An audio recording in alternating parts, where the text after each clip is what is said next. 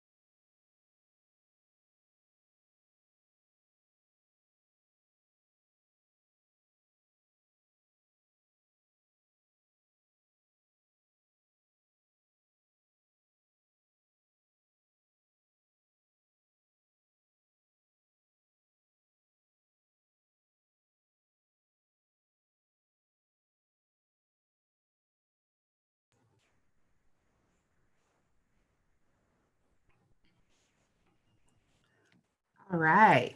Good afternoon, everyone. Happy Thursday, Friday Eve. We are really excited for you all to join us today for this lovely panel to have some bold and courageous conversations. We've got some great panelists. This session, in case you are not clear, is Push Start, how white folks can begin engaging in difficult conversations on race in our profession. We have some pretty awesome panelists, so I'm gonna actually let them introduce themselves. Thanks to SACAC for allowing have this session and to be able to have these bold and courageous conversations out loud. Please pay attention as we go through.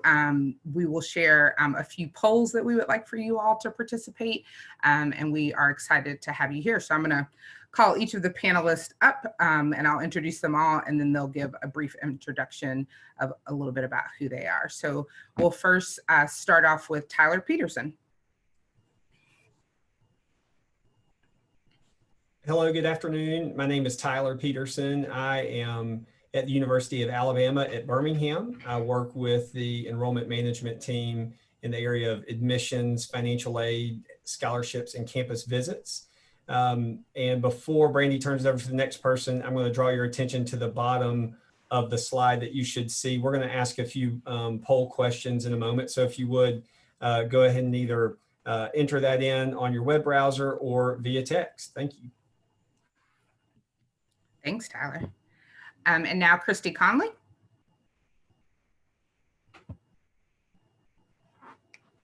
Hi, my name is Christy Conley. I am a public school counselor and beginning my 16th year at North Oconee High School, right outside of Athens, Georgia. Excited to be here today. Thanks, Christy. Jamie Ensley. Good afternoon, everyone. I'm Jamie Ensley. I work for Edsouth. I'm a nonprofit outreach organization in Tennessee. I'm based in Chattanooga, and I appreciate the opportunity to be here today.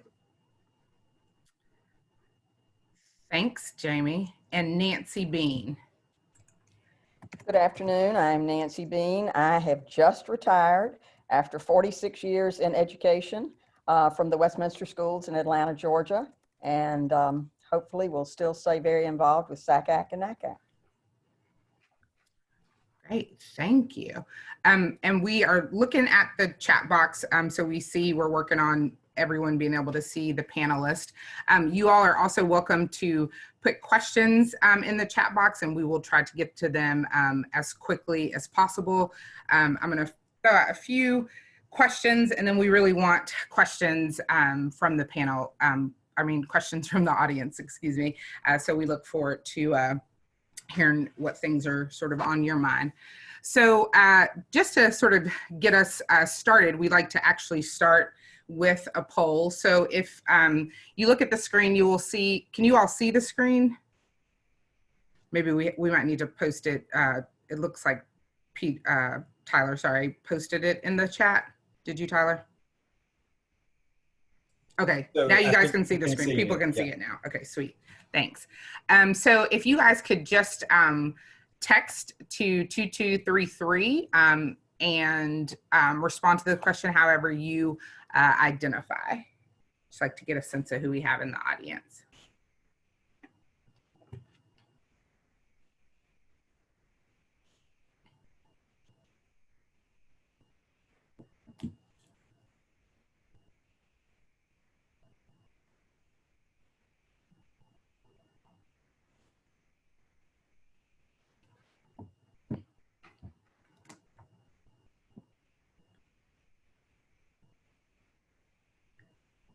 So we have a few getting the error that the poll is full.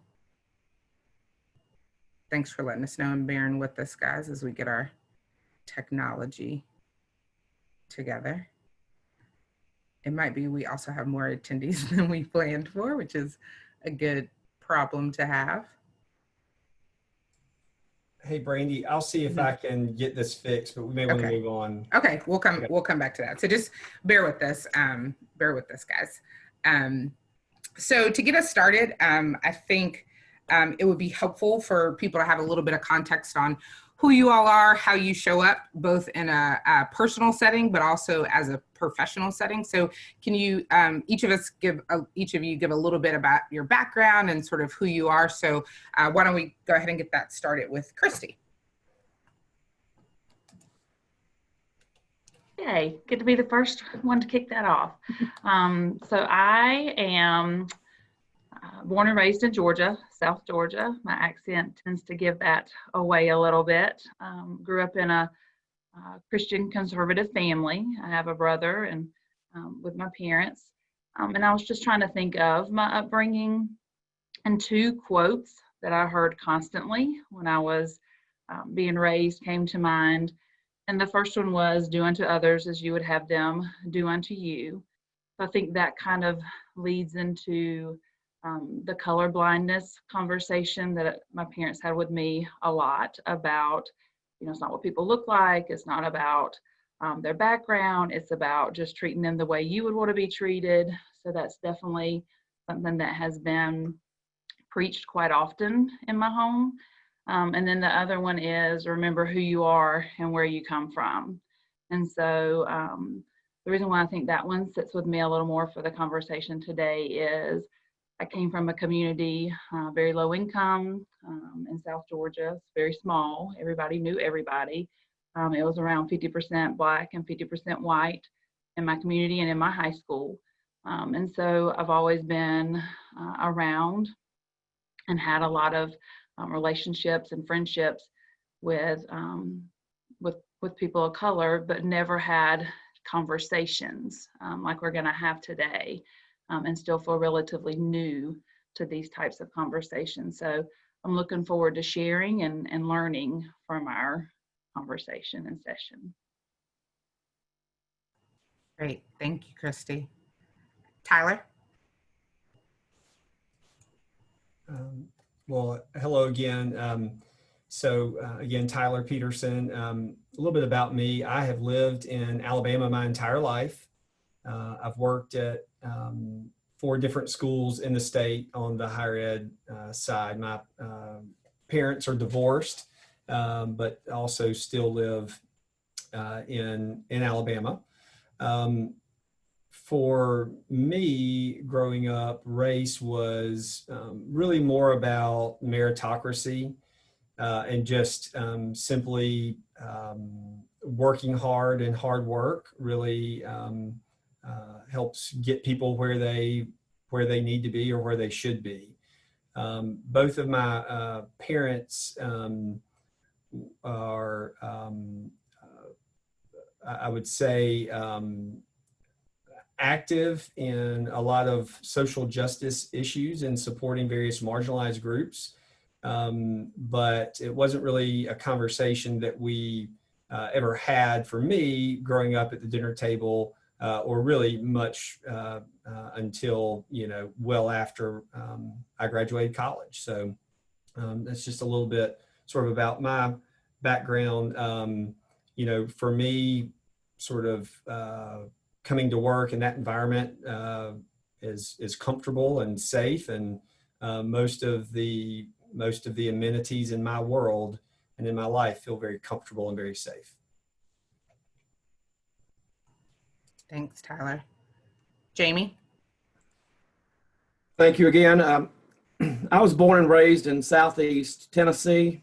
I am in Chattanooga now, and I've been here most of my life. I spent a period of about 5 years outside of Nashville.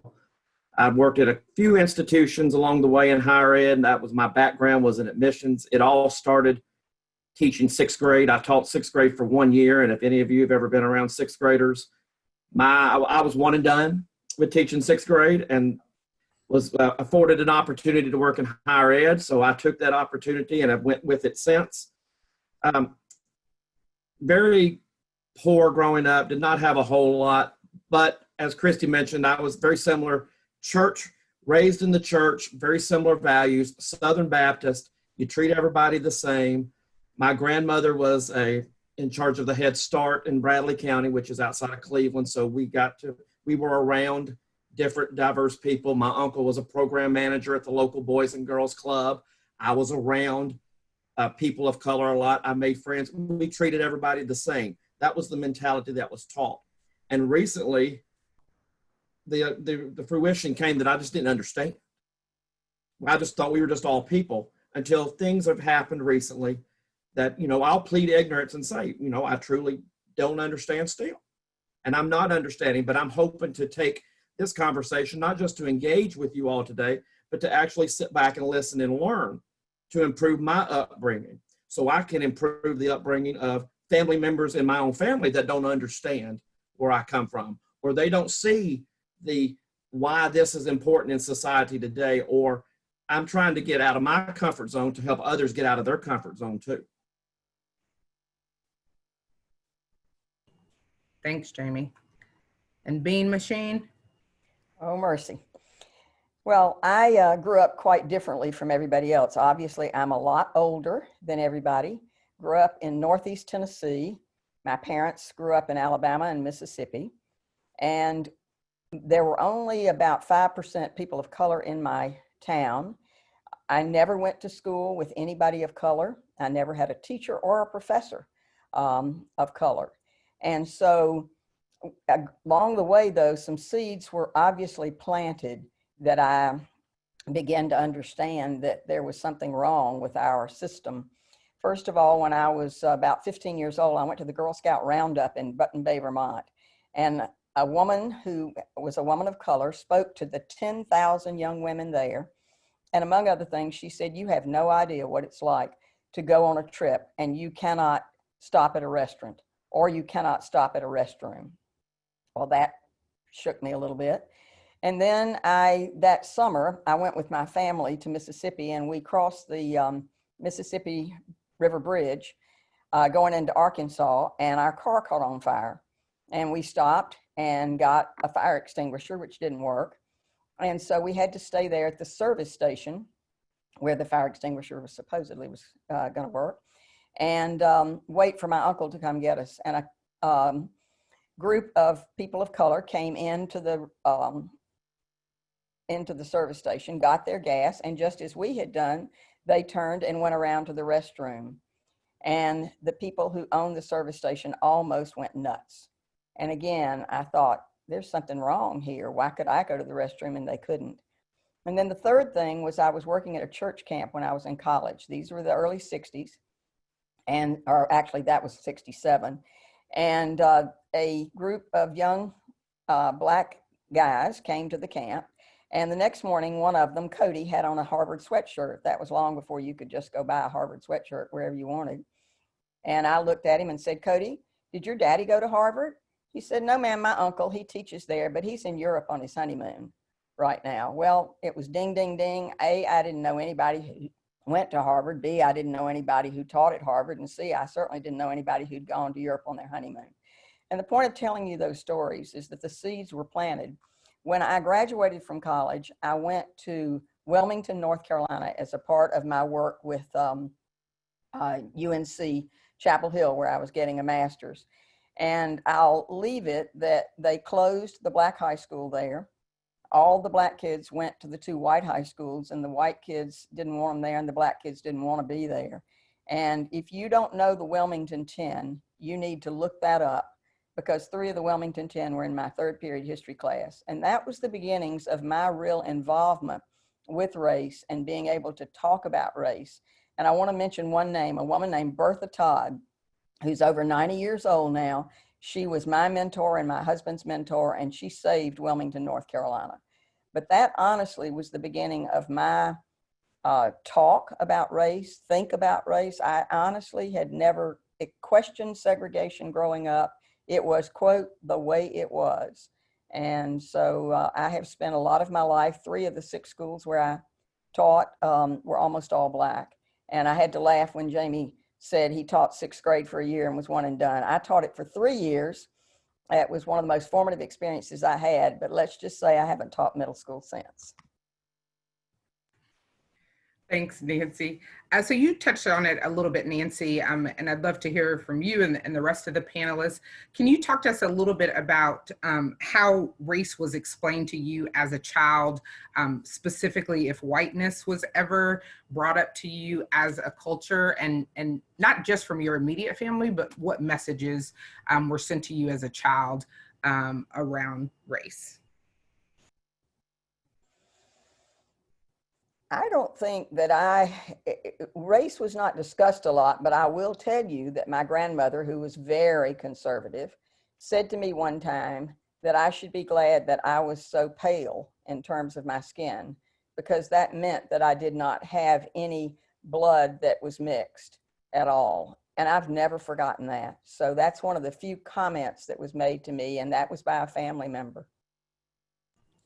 And so you never had any direct conversations like from your parents about like, hey, like you're white, let's talk about what that means in the world. No, okay. I think part of it was just that people of color lived on their side of town, we lived on our side of town, and there just wasn't any discussion. And I remember watching, I had mono actually, and remember watching the March on Washington, and just was amazed at a lot of what was being said. It wasn't that I didn't agree with it, I just had never considered much before, I'm ashamed to say. Thank you for sharing that. Jamie, Christy, Tyler, I'd love to hear if you'd like to jump in. Sure. What messages were you taught? No, very simply, just like Nancy said, I mean, that's the Black part of Cleveland. We live here. We're all the same. Did I hear the N-word? Sure I did. But I was told the very simple conversation was just don't say it. You don't need to say it. And that was it. There was no explanation. There was no further, why we should do this. Why is it important to do that? It was just simply just don't do that. But it was, it was a word that was, I heard it often. There's different folks in my family that said it. And I just took it as, okay, they did it. I better not do it. And I look back at that now, and for me, that's wrong. I was ignorant for just allowing that to happen. But, growing up, I was young and I didn't know any better. But basically it was, we weren't taught you're better off because you're white. I was taught, okay, they're Black, you're white, it's good, treat them good, you're good. And often was referred to people of color or people of other races as them. Instead of us, we refer to them as them. They live on that side of town. They live in this neighborhood. They live in, that sort of thing. And didn't really grasp the concept of why are we still segregating and dividing where they live in town. We all live in the same place, So that's very limited on the conversation, of course. But, recently I'd say the last 4 years especially, the eyes have opened. I think the eyes for everybody have really opened. Especially, I mentioned the other day to the group that my eyes opened when, November 8th, 2016, when President Trump got elected.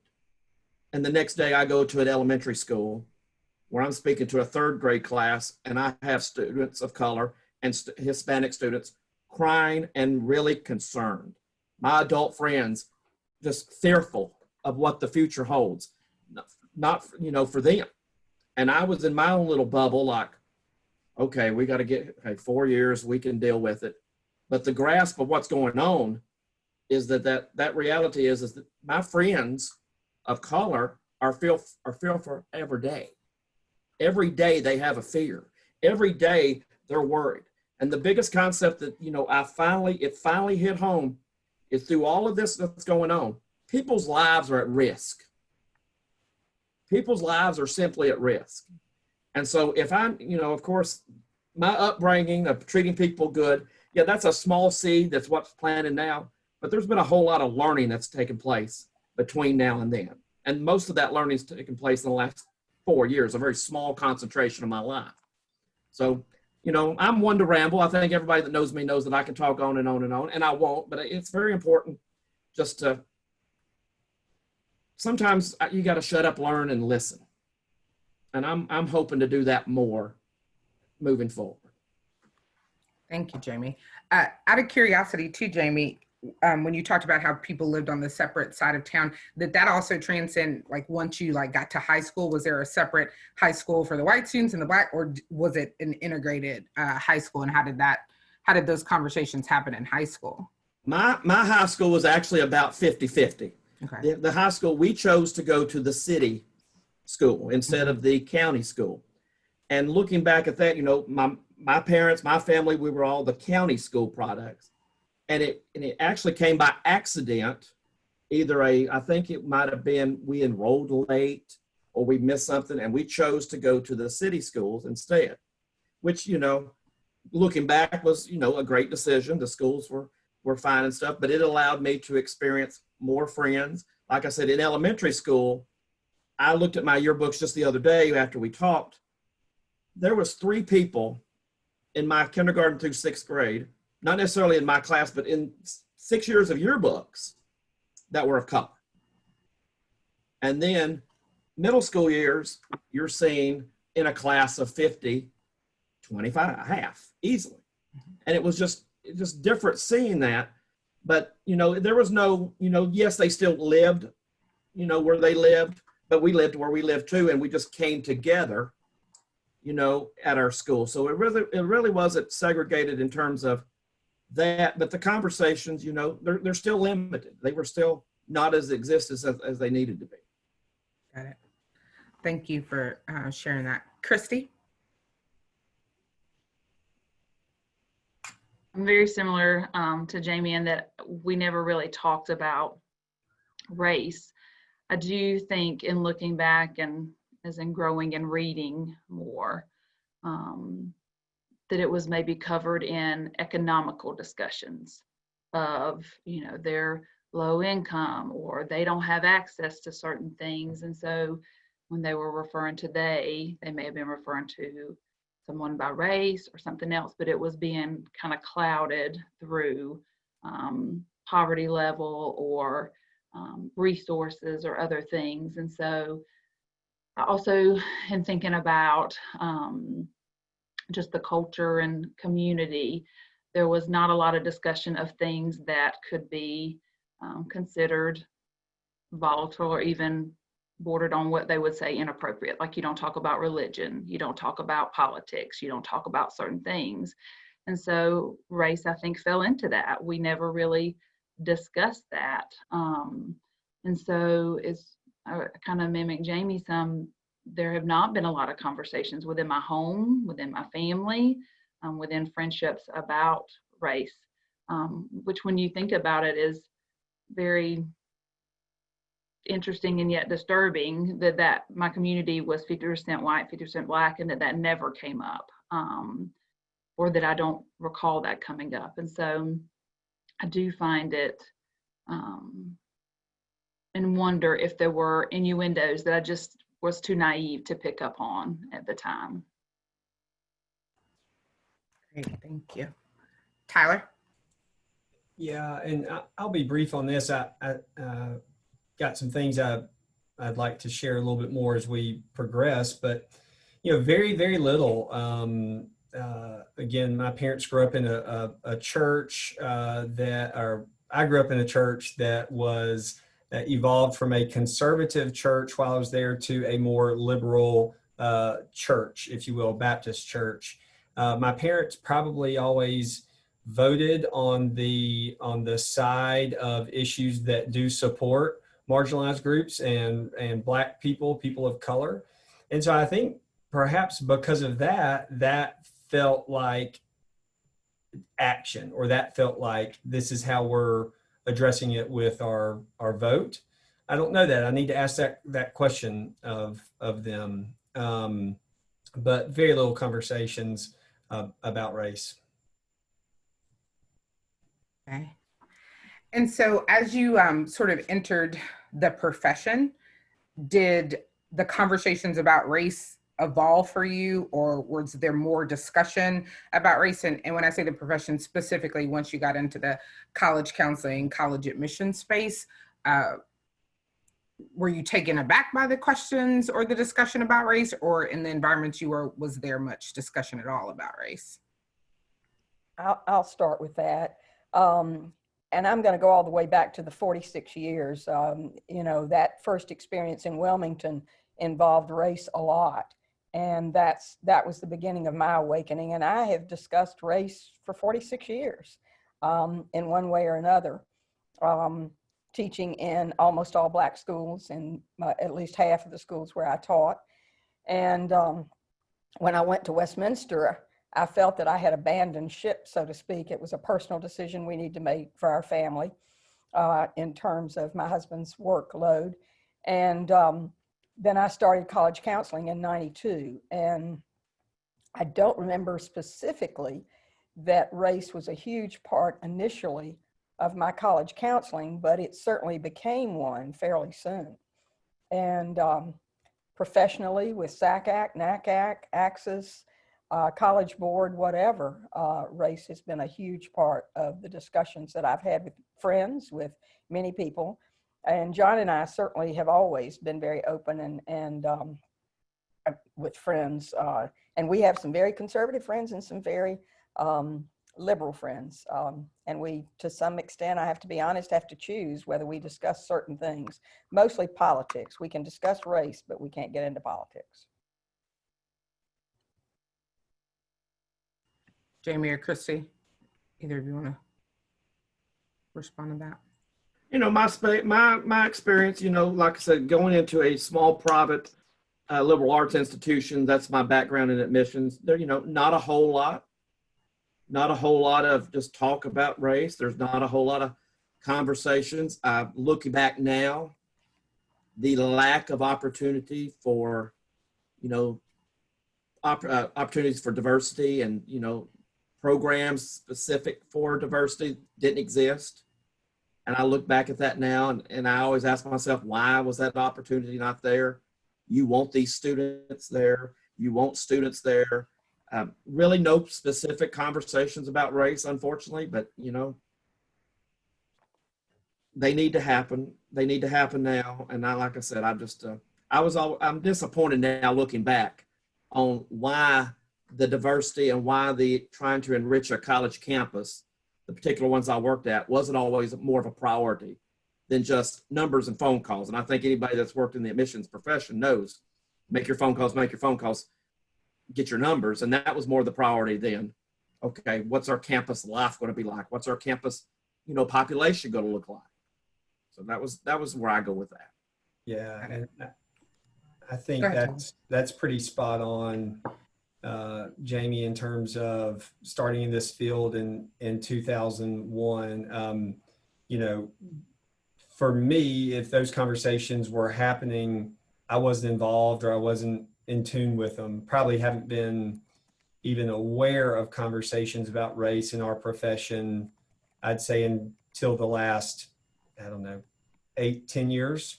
And sort of seeing that evolution and the unpreparedness that I have in terms of having those conversations, in terms of addressing it.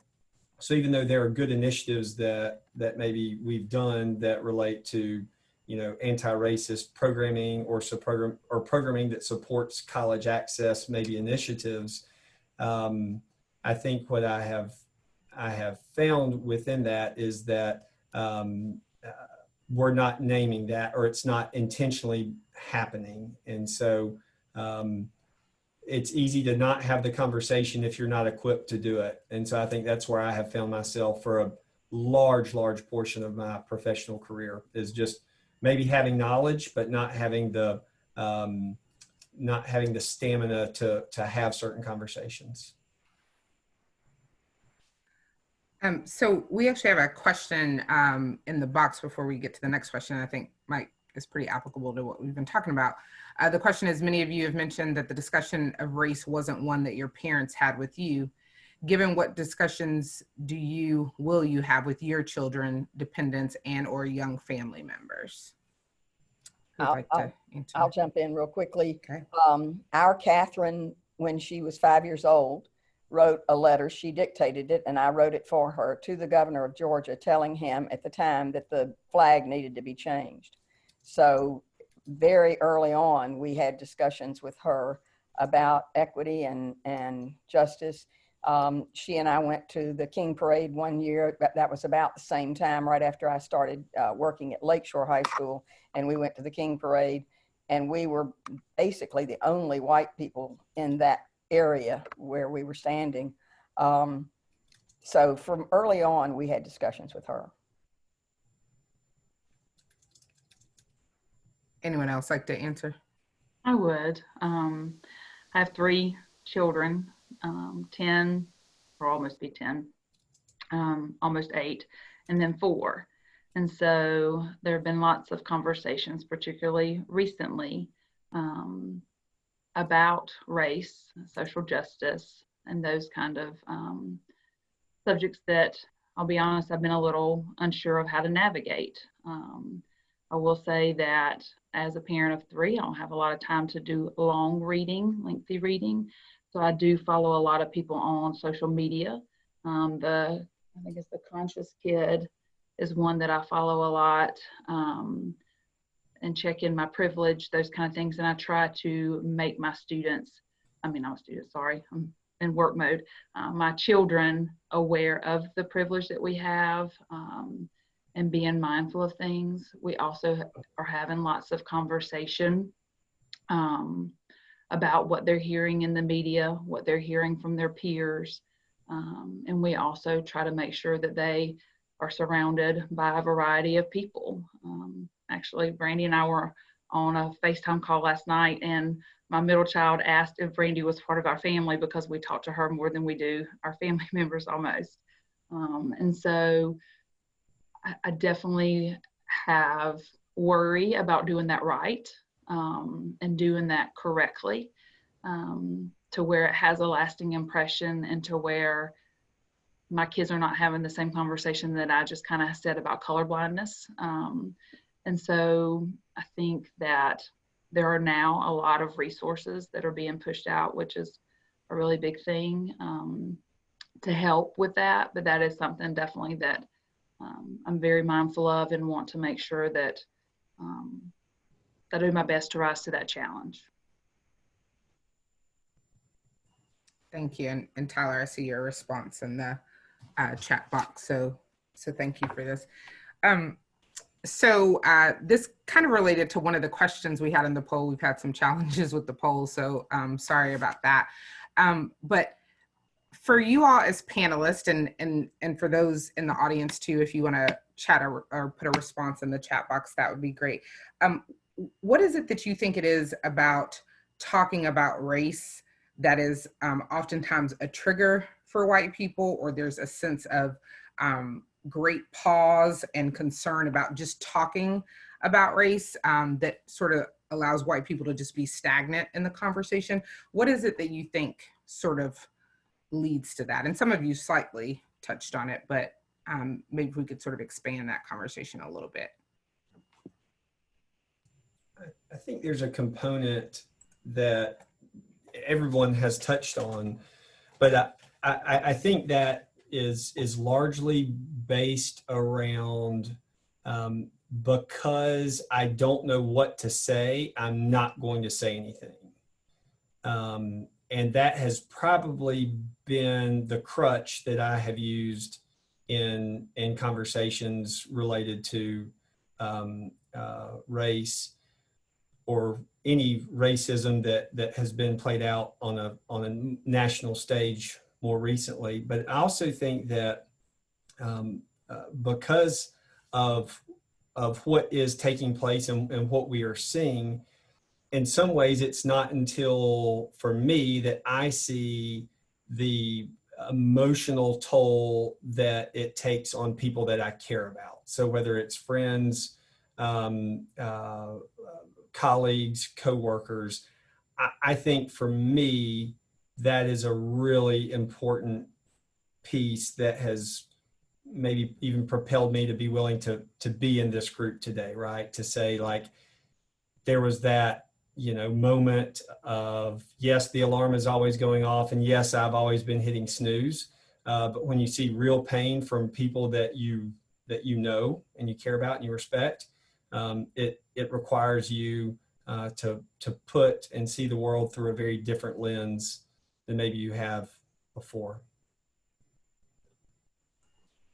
Thank you. And would anyone else like to touch it? And we're getting some great comments in the Sure. in the chat box. Go ahead, Jamie. I'll just admit selfishness. I'm scared of saying the wrong thing. I'm fearful of saying something that could risk a friendship. I'm fearful of, how do I initiate change? How do I initiate change when I don't know everything myself? I have used fear as an excuse, where at the end of the day, fear is not an excuse. I've used the fact that I don't know if I'm capable. I don't know if I'm good enough to participate in the fight against racism. I don't know how other people will feel about it. And so I've been selfish in that regard. And I told myself, and I told you all this the other day when we talked, and I'll tell everybody out there, when Brandi invited me to be on this panel, when Jonathan Farrell asked me to be on this panel, that was an invitation from them that come join us and let's work together to come up with a solution. And I encourage you all that you're out there and you have not felt like you've been invited per se, and you don't feel like you're capable of joining the group, consider this your invitation. Consider this your invitation to fight, and don't let fear get in the way. I've done that for too long. I've been stuck in this, okay, if I say the wrong thing, if I use a word that's out of context, I'm going to lose that friend. And instead of doing what's right, I'm more worried about me and, my level of my relationship with my friends or that sort of thing, where deep down, my friends of color, they need somebody on their side. They need somebody to be an advocate for them, and they need a voice that's besides them. And it's not my friends of color's job to tell me how to act and tell me what to do. It's my job as a human to learn and to do these things. And so really fear has been the crutch that I've used, really, to be honest, until Tuesday night when we all spoke. And I was pretty quiet when we all spoke because I wanted to take it in. I'm obviously going on more today than I did Tuesday night because I took that crutch and I said, I got to go. It's got to go. If I'm really going to be active in change and I'm really going to be active in, working with others, I have to let go of fear and not use that as an excuse anymore. I'll just mention that while I I don't know if I'd say been comfortable talking about race. I've talked about race for 46 years. But with that said, I fully realize that I have a lot of privilege and that I will never fully understand what people of color go through every single day. I've never had to worry that when my husband left the house, he might not come back. I don't have a son, but if I had a son, that he might not come back that night.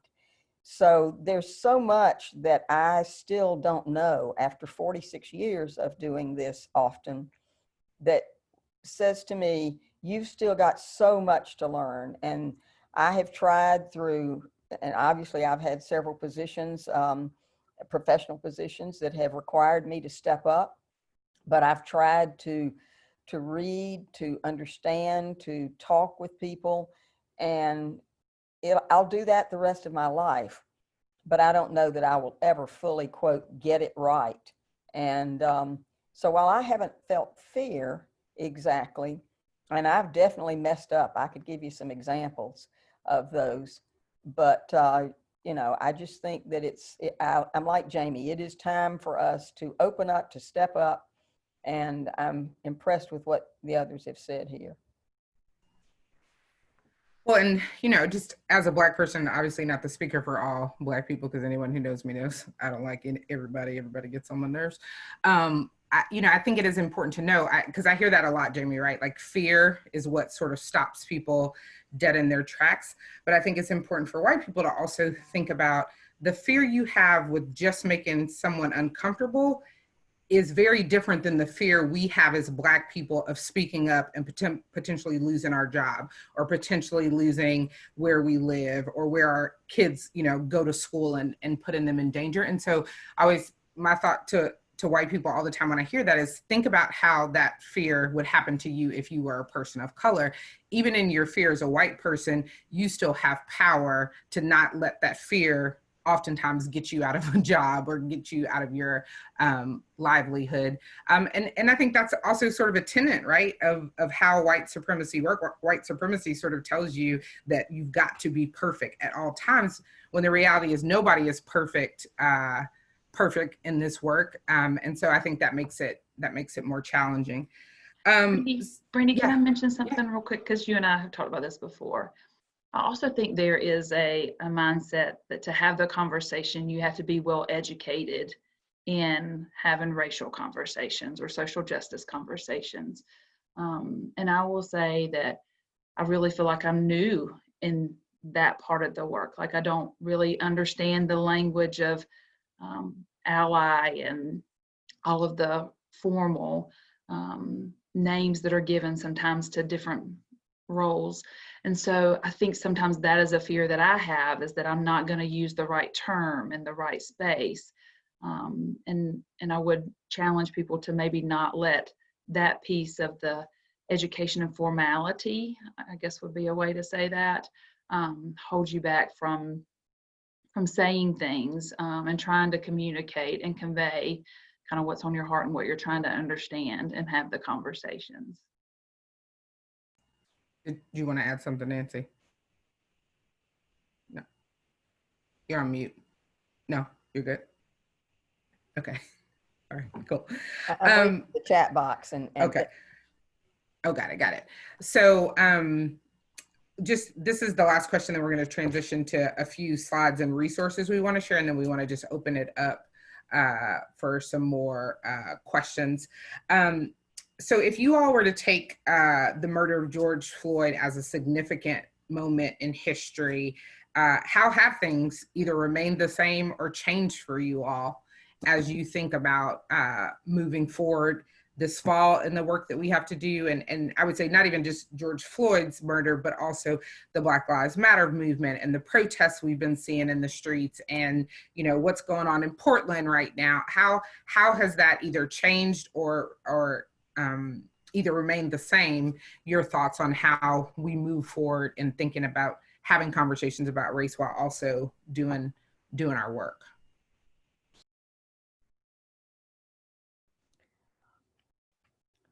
Well, I think one difference clearly is that there are video cameras now, personal video cameras, as well as other ones that can capture what's happening. And so it's bringing it out in the open, where we have known about issues forever. I mean, you take the lynchings from forever ago, and you see the pictures of people gathered around on a Sunday afternoon while somebody's being lynched as though it's a picnic.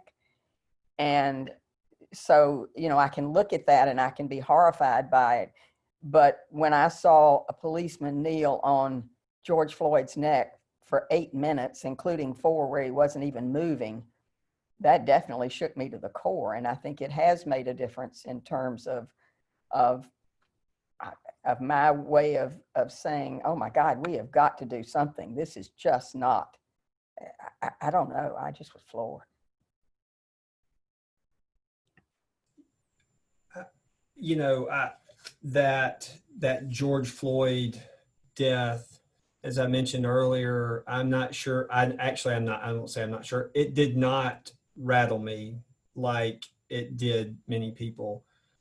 What rattled me was seeing the hurt and then sort of living on my daily life as is.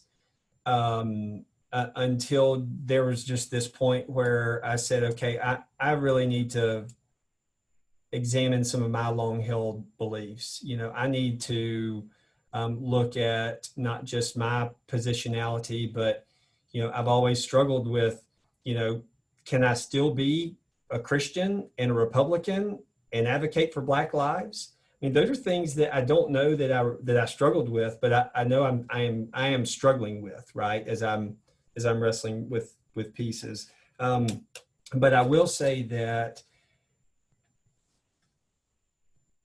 I felt like the people that I care about, that I can't continue to do my job at UAB or work with the team I work with or work with SACAC or others without really examining that. And so, taking advantage of resources. I know we're going to talk a little bit about that, but I had someone say to me as they've challenged me to this 5-week curriculum of combating racism. And they said, yeah, Tyler, this is a lot of work. And yeah, I know you have a job and a family and you're in grad school, but the additional work that you're going to do for this is nothing compared to the lifetime that people of color have spent fighting this. And so that's a piece for me that resonated. And I've shared with my folks here at UAB and this group as well. When you choose to look through life in a different lens, even if it's not the lens that you're going to stay in, but just to say, let me see what it's like to be this person or that person, all of a sudden things just look different to you. I love golf. There's a picture of a golf course behind me. I look at that picture very differently now. I think about what golf means to many people. I think that it was historically a white sport, still very much is a white sport, that it was largely based in the establishment of country clubs as probably, a tactic for a form of othering, right? To keep white people and black people separate. And so, again, I think that just choosing to look through life at a different lens has been really, really powerful for the past several weeks. Sorry. We also have a question in the chat box that I want to get to because I think it ties into it before we go into resources. The question is, how do you balance the line when speaking up but not speaking over people of color?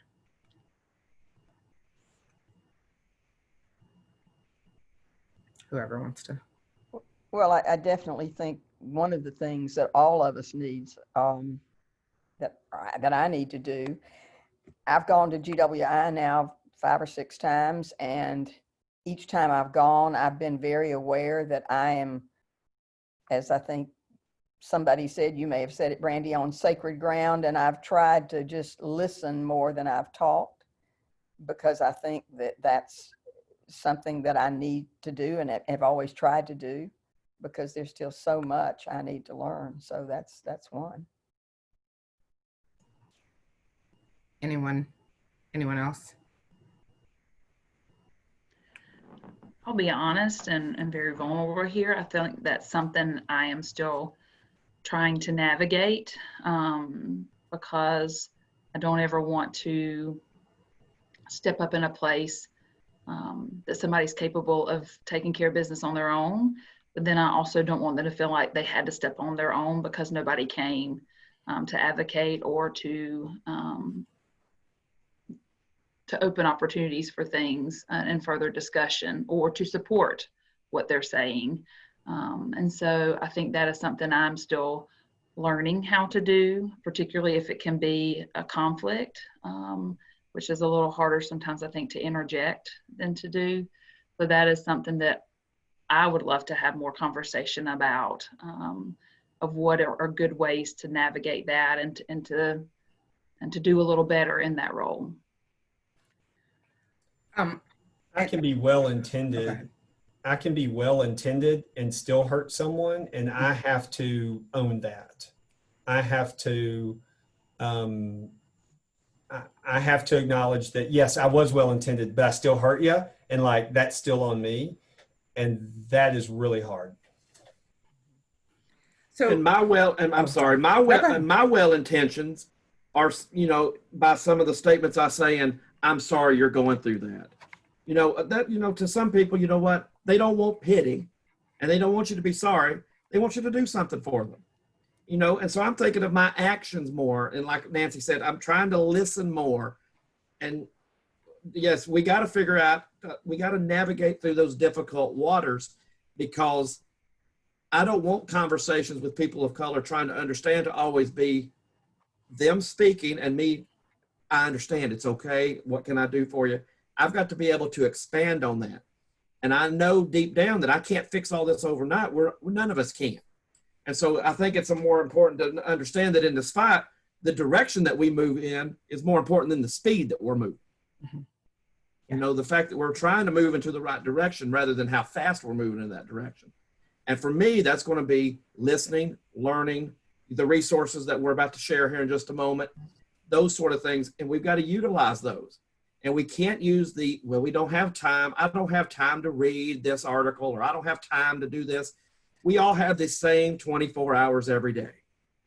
And we all can prioritize every minute of every day to what's important. And in this fight and helping our friends of color and just helping people of color in general, if that's really important to you, then we'll make the time to do that. And that's, you know, that's my take on how I'm really going to be successful, is by listening and really investing the time into learning more. And as you think about it, let's say before this summer, when you all get together and you're only with other white people, how often are people of color a part of the conversation? Like, how often are you all talking or having discussion about people of color?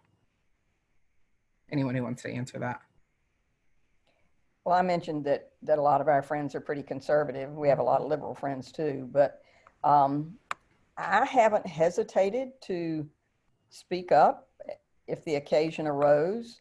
You know, I've worn my Black Lives Matter band for the last 4 years, and I have a good friend who questioned me on that and said, you know, they're socialists, you know this, you know that, you know the other thing. And I just said, look, I wear this badge because, not for an organization per se, but because this is what I believe.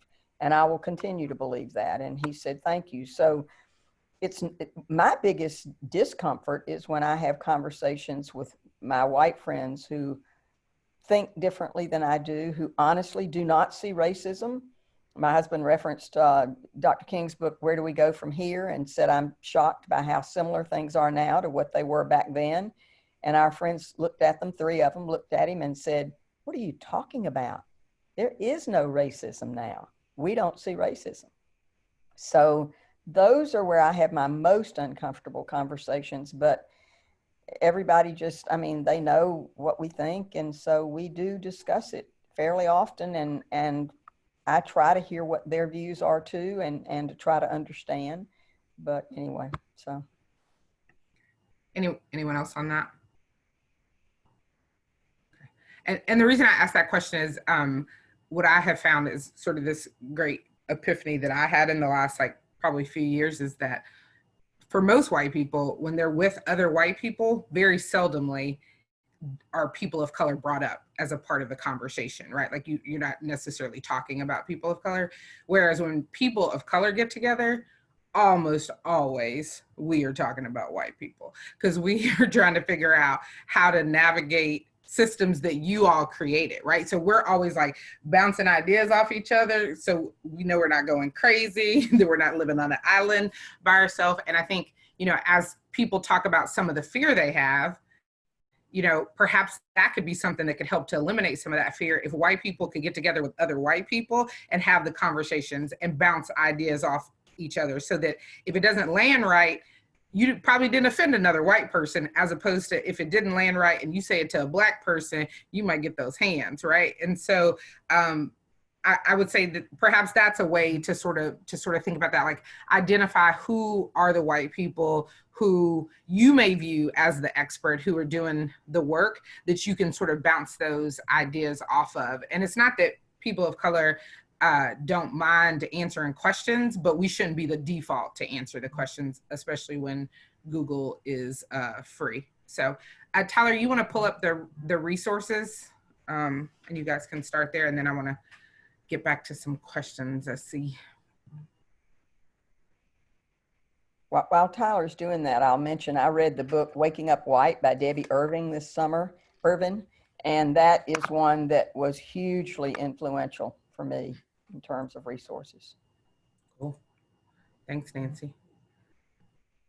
Who wants to talk about this first slide? Yeah, maybe we can each just touch on Mm-hmm. just what, if there's something that we put. I know we had a lot of similar ones, but we've got a slide of movies, videos, documentaries, and then a slide of books. But 13th documentaries free right now on YouTube if you have Netflix. It's about the 13th Amendment and sort of the loophole related. And King in the Wilderness is documentary on Martin Luther King Jr. And this was put together maybe 5 years ago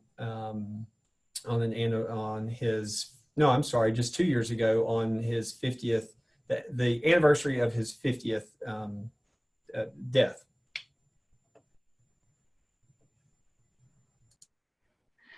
And I can take some of the others I added. Those Little Fires Everywhere, as a high school counselor, really sat with me, particularly episode 2.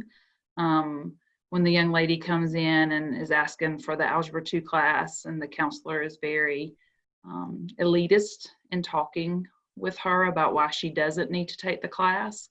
And then you let the white mom come in and have a conversation, and next thing you know, she's in the class. Just really sat with me. As a public school counselor, we do the scheduling.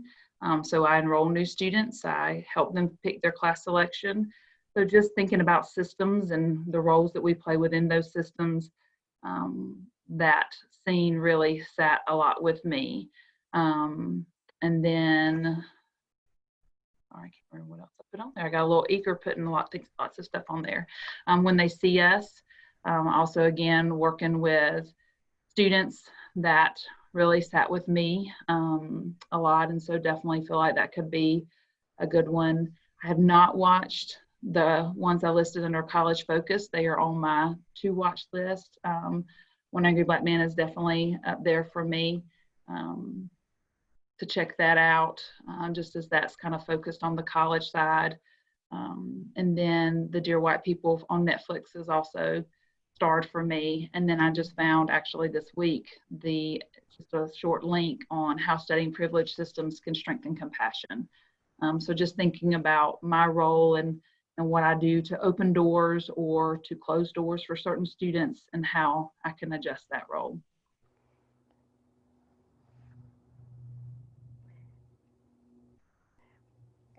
And then a few books, specifically 2 that have been very, very recent reads for me, and I'm going to state them in order with which, depending on where you are, you should read. White Fragility was a very, very good book for me. It was very eye-opening. It was very helpful. It's important to know, though, it's written by a white woman, and so it is very much centered in whiteness, white people. However, for me, it's quite possible that allowed me to see things that I would not have seen, because the book I just finished last night is How to Be an Anti-Racist by Ibram Kendi. They could not be more different. And so I say that to say I found both of them to be very good, but White Fragility for me is someone who is who is entering some of those conversations. That might be a good start.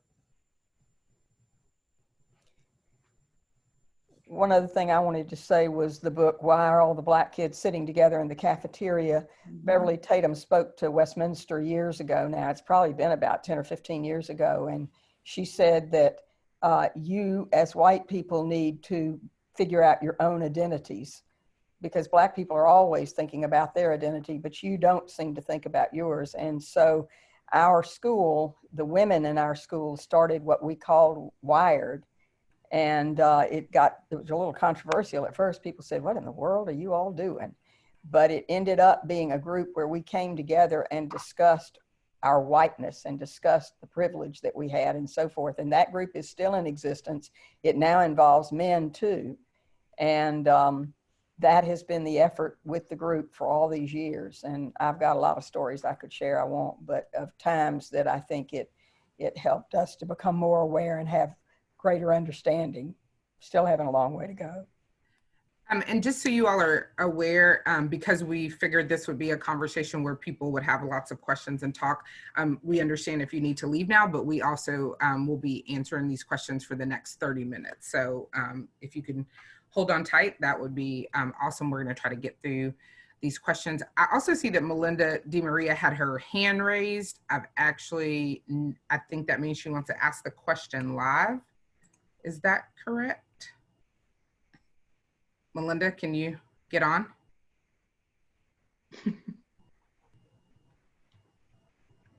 Oh, okay, that was your mistake. Okay, sorry about that. Sorry for the call out. That's awkward. Sorry about that. Also, sort of one thing I'd just like to add too about the books for context that I think can be helpful is I highly recommend, if you're going to read White Fragility, to also read White Rage. Just like Tyler said, I think it's really important to get the perspective from both through the lens of a white woman and also through the lens of a Black woman. Carol Anderson is a professor at Emory, and she's a total badass. How to Be an Anti-Racist, I think, is also a great book. I would recommend, though, if you are new to this conversation around race, to probably start with Stamped by Ibram Kendi, because it is more of an introductory conversation, whereas How to Be an Anti-Racist, sometimes it can be dangerous for people if they haven't really been steeped in the work in that book. Plus, I think for some white people, like How to Be an Anti-Racist is really attractive because it's like, oh, hell yeah, it's a book. If I read this book, check, check, and check. I'm done being, I'm gonna be an anti-racist. And that's not how that works. So I think that's something to keep in mind. And Interrupting Racism, if you are a school counselor in a public or a private school, the knowledge that Rebecca and Alicia Oglesby dropped in that book is like so worth it. So I highly recommend that also. And I'm still here. The author of that, Austin Channing, she's actually been breaking up her book, doing live discussion on her IG. So she started with chapter 1 yesterday, which the title of her chapter 1 is kind of funny. I shared it with Christy last night. It's called White People Are Exhausting. And I think it really delves into sort of how people of color are kind of exhausted sometimes with having this conversation. Okay, so let's get back to the questions. We got a lot in Q&A and in the chat box. This question comes from Mr. Mitchell. What do you think NACAC needs to do to drive not only the conversations around race, but create action items and commitments that secondary and higher ed schools can model on their campuses? Who'd like to take that one? I don't know. I can tell you what we're going to try and do here at our institution, and it may be something that can be expanded. But I think one benefit of the pandemic we're in right now is that there are 200 of us on a webinar right now that might not have taken place during a normal summer and normal travel time. And so I think we have an opportunity to take advantage of virtual spaces. These books that we're talking about, we've always had book clubs at our organization. Sadly, they've been primarily all white Christian authors, not because they're bad books, but because I was involved in the decision making of it. And so being intentional about what does a book club look like at your organization or on your team, and regardless of if you're a decision maker or not at your organization or your school, you can do this, right? Like you can find 1 or 2 other office mates that are interested in this, and you can do a shared book together. You can look at policies that you may have that are racist policies or not friendly to people of color. Like you can do those things, and you don't have to have a title to do it. So I say that because I think it's also important. I want people, especially white people, to think about there's a place that you can start, and starting sometimes is very small, and it may not be earth shattering, but as long as I am moving the conversation forward, then I think that's the direction that we need to take.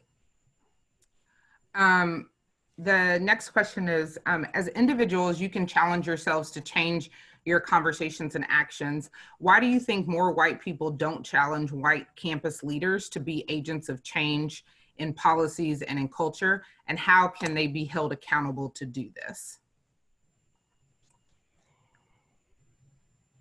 Brandi, I think that's a very good question. And I think the president at Westminster spoke up recently when Black at Westminster and some of the other Black at different institutions in Atlanta were mentioned, and he allowed himself to be very, very vulnerable and said, I feel I've failed in some ways in leadership, but we will take steps now. And so Westminster has really worked on this.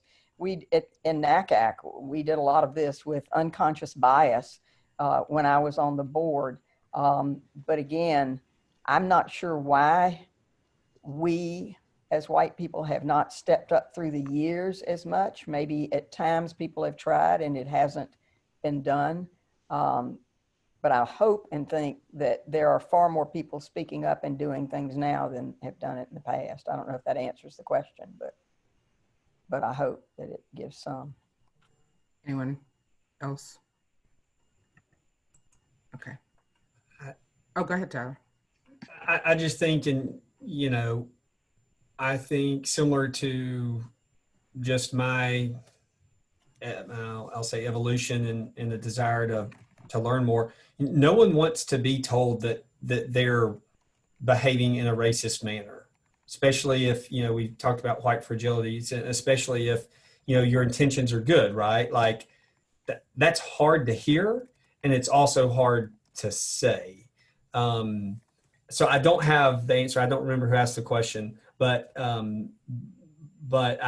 think that it starts by chipping away with things and figuring out how people can use their influence to bring up certain conversations to get people thinking.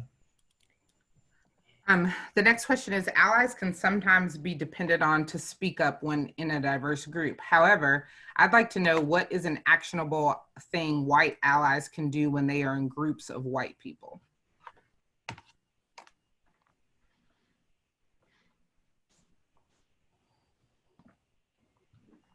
I don't mind jumping in on that. I find that if I wonder what some intentions are for what people are saying, if it's just a group of white people, I question that a little more. Well, what did you mean by that? What else, what is that applied to? What are you referencing? Just to see if they will kind of own a little more what they're saying. And then definitely addressing that if it does come out that it was a racist comment or some of that, but making it more of a learning experience and not as much as a confrontational one, to see if maybe I can grasp a little bit of why they're taking that stance and where that's coming from. So definitely bringing a little light to it and not just brushing it off, trying to work on that. Anyone else? Okay, thank you, Christy. Next question is, how do white people have casual conversations about race amongst each other, and how does this differ from private dinner table conversations?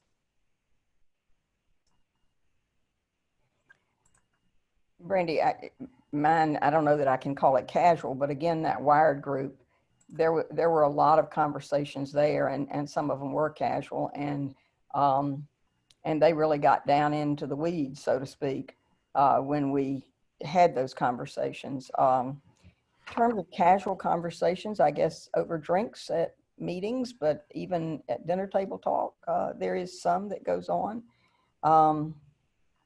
but probably not nearly as much as conversation that goes on among people of color.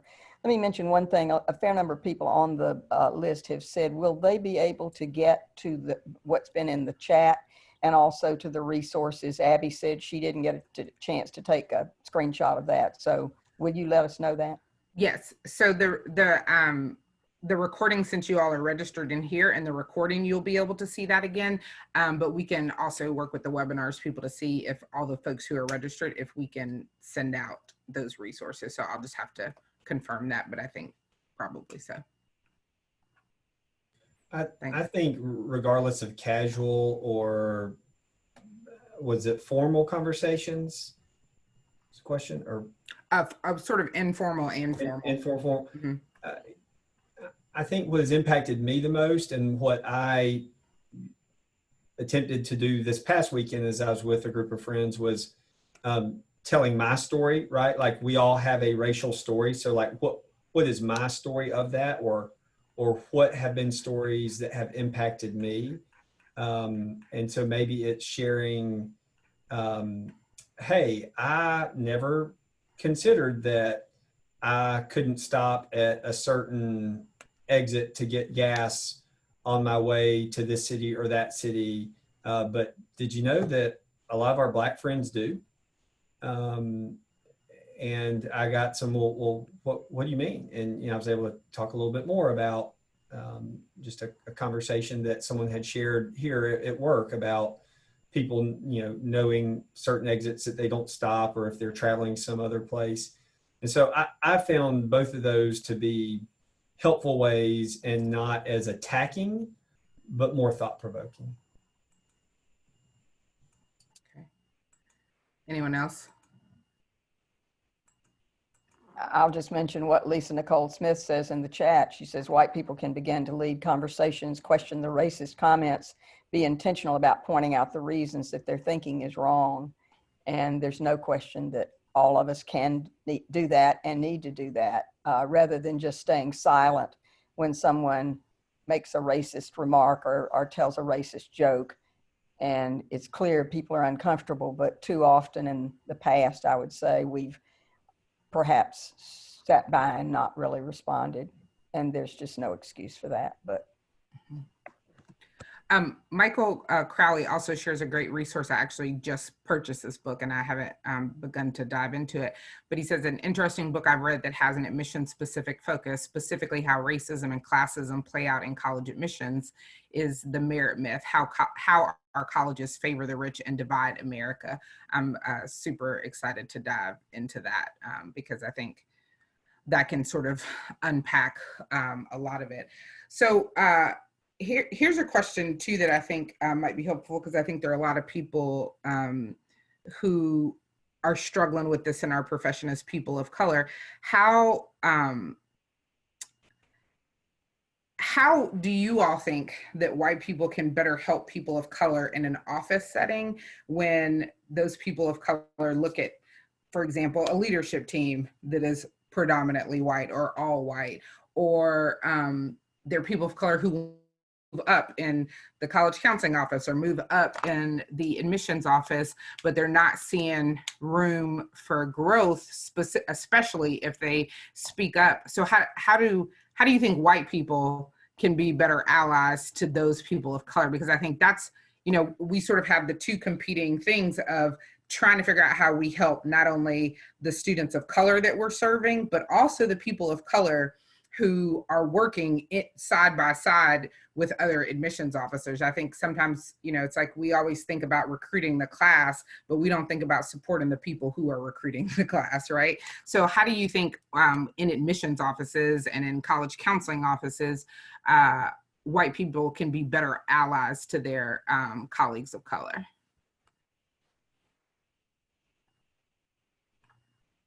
Whoever wants to jump on that.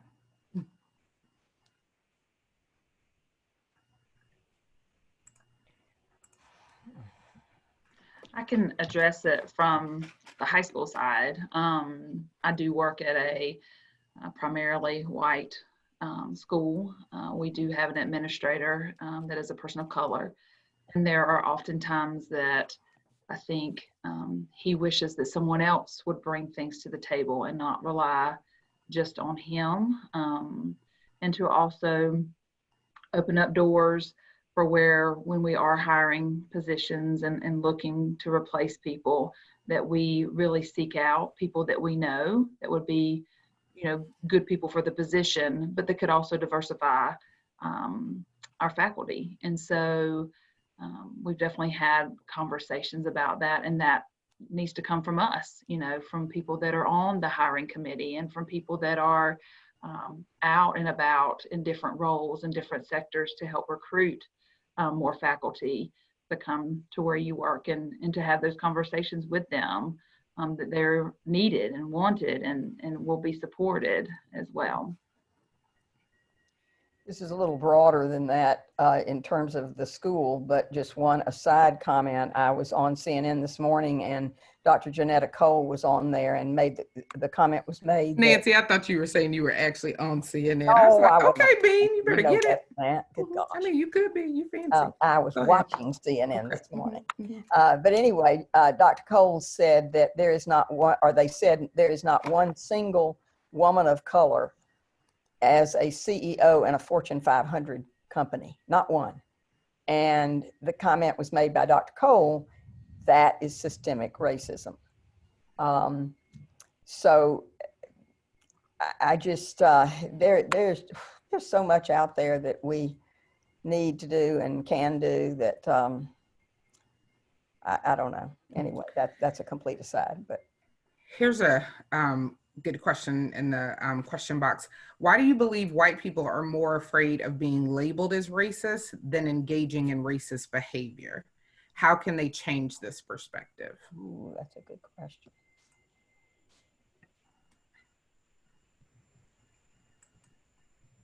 Dang, that was good.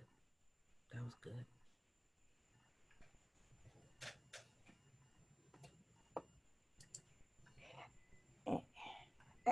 I don't know that it's you're afraid of being labeled racist as much as it is you just aren't willing sometimes to step up and make comments that you think are just going to end up making for an uncomfortable evening. And that's terrible to admit, but that can sometimes be such that I think white people are too afraid to step up. I don't know, that's a horrible thing to say, but I think sometimes that has been our history.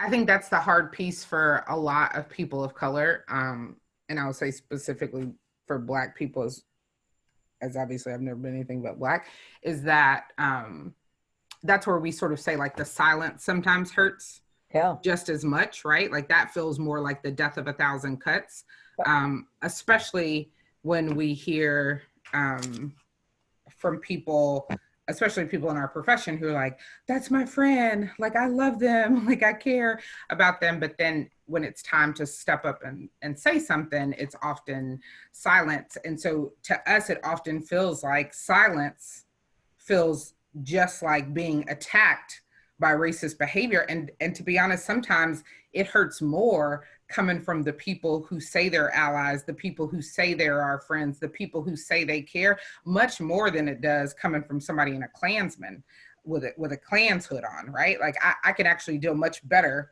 with people who are overtly racist and consistent about their racism than the people who can't even acknowledge that there is some racist or some bias, racism or bias that they bring to the table. And I think that's why you will see now that there are plenty of people of color, especially Black people, who are no longer interested in like the comfort of white people because they feel like they've been quiet for so long trying to allow white people to have that comfort. And that hasn't necessarily created much progress. And so I think just from that lens, I think that's why it's such a hard rub when someone sits back and lets somebody tell a racist joke and doesn't say anything. Or, I mean, I think plenty of people of color in our profession can think about lunchroom conversations and some of the things that are said in the lunchroom. You're like,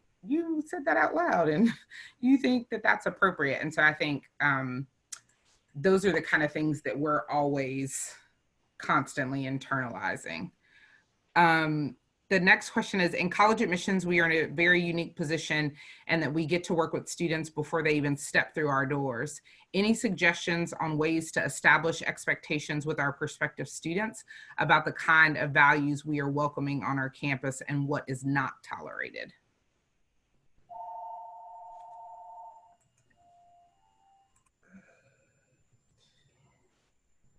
I wonder if if this question is coming from sort of a value misalignment, perhaps between, an admissions office and, the university.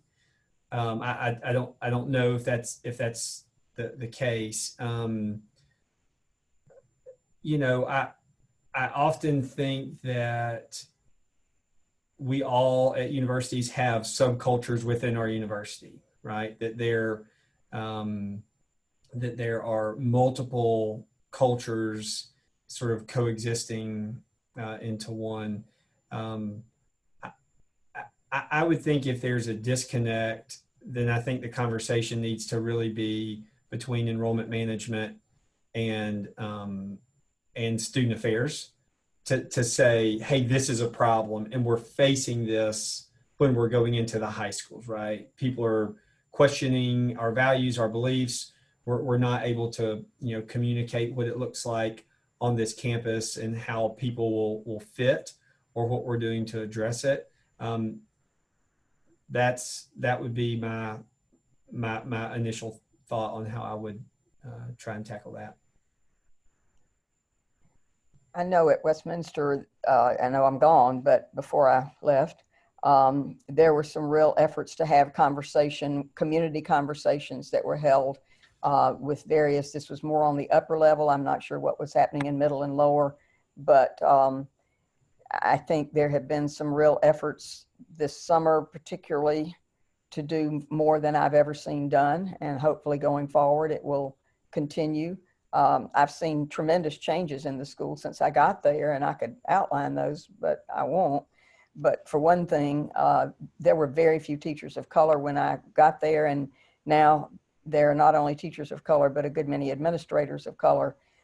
And I think there's much more conversation taking place in classrooms. I saw Melinda D. Maria brought that up in her questions about what can we do to put it in the classroom. And as a history teacher for 24 of the 28 years I was there, we had current events discussion every single day in my classroom, and many, many things were brought up that related to race and many that didn't. But so I think there's a lot more room for that, but it's obvious that some care needs to be taken when you do that in terms of how you conduct those conversations.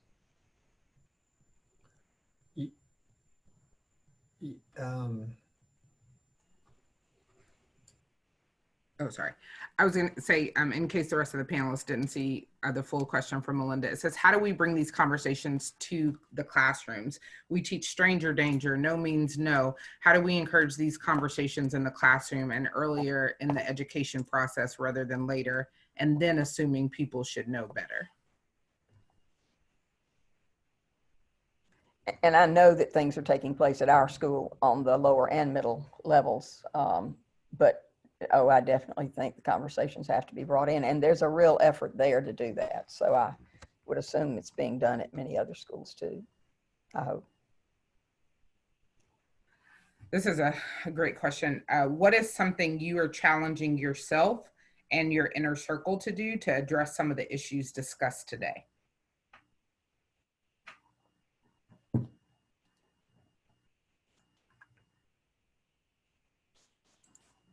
Listen more, get educated more, be bold and ask questions, engage in conversations that are difficult.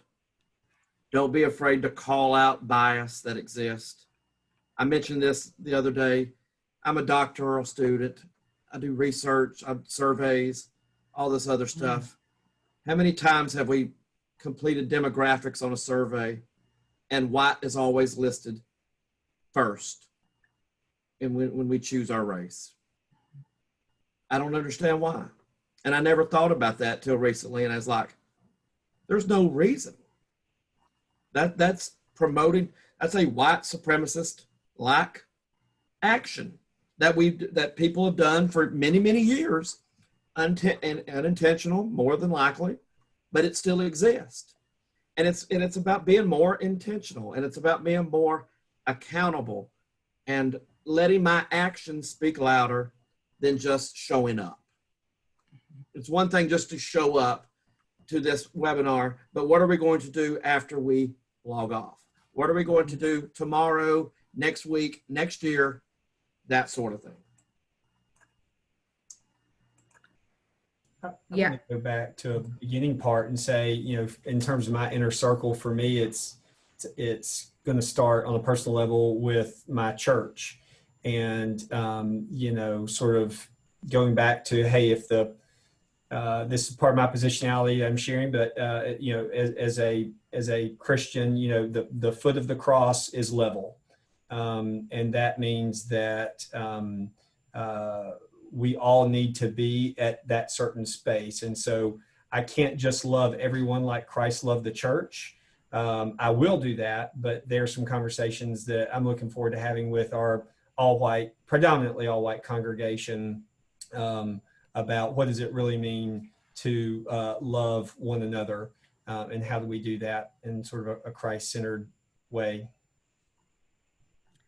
All right, we got 3 more questions. We'll try to get to quickly. This first question is a conversation I see happen a lot. It says, I find myself getting frustrated with coworkers who say they support the Black Lives Matter movement, but in their personal lives and on social media, that doesn't appear to be the case.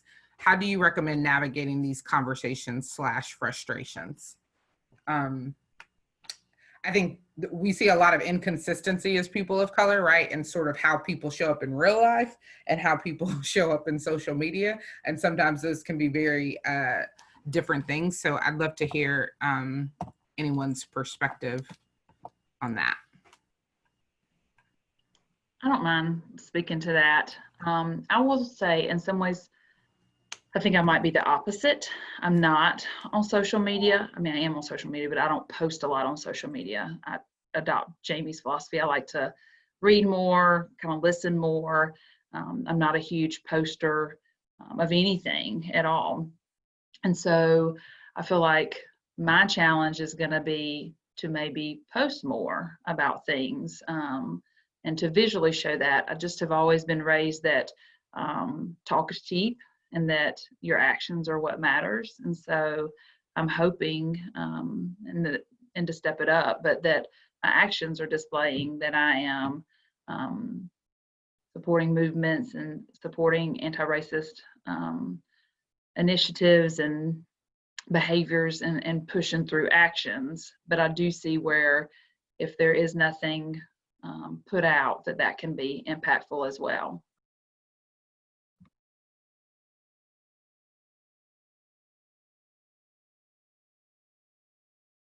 Just kidding. Okay, 2 quick last questions.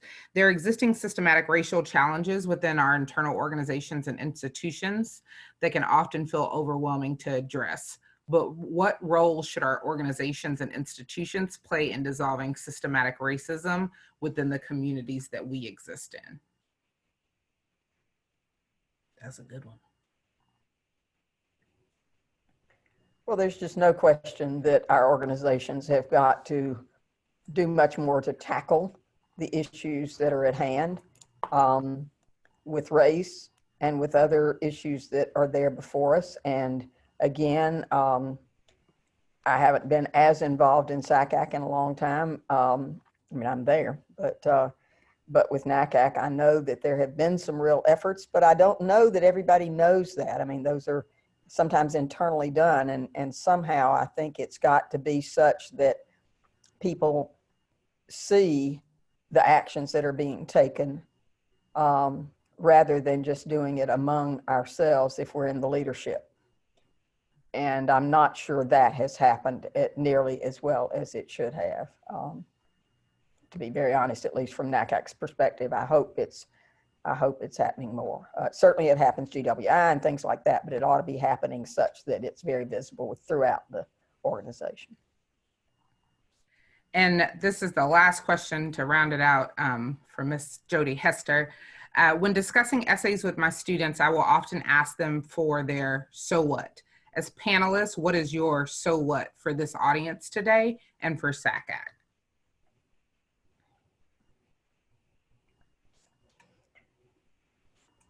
Who wants to start off with their so what? That's a good ending question, Jody. Yeah. I'm borrowing this from an ending line in The King of the Wilderness, the documentary I mentioned, but it's okay. So it's moving forward, and whether you're crawling, walking, or running, making a commitment to move forward, and that looks different to different people, but just move forward. Nancy. I'm trying to put my thoughts together. Okay, sorry if Jamie or Christy, if you have your Sure. thoughts together. Fear is not an excuse. Be moving in the right direction. Shut up, learn, and listen. That's it. Thank you, Jamie. I think mine is going to be to know that, I think this is because where I'm aligning, since I feel like I'm really new, that there are lots of people that are willing to have conversations. Seek out who can be your people to have conversations, to where if you're doing books, or reading books, sorry, or following certain things, that you have people you can process with. I'm a huge processor, and I need to talk through things and think through things. And I want to give a shout out to Julie Kirk, who did a book club through Accept, which if you're not on Accept, that is a great site to check out. But that was a really powerful event for me, and I'm so thankful that that has now expanded my circle of people to talk through it and process with to move further and more. Brandi, I'll add one thing that one of our teachers of color said to us when all the conversations started recently after the protests in Atlanta and a lot of the racial unrest. And she looked at us and said, "Why now?"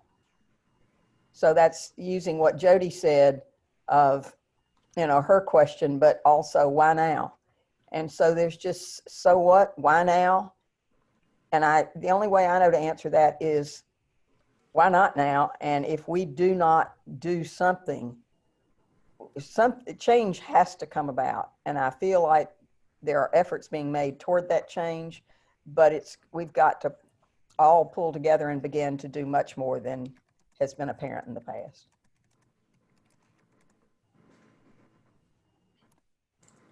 Thank you all so much for spending your time this afternoon sharing with folks, and thank you to all the attendees who came to listen.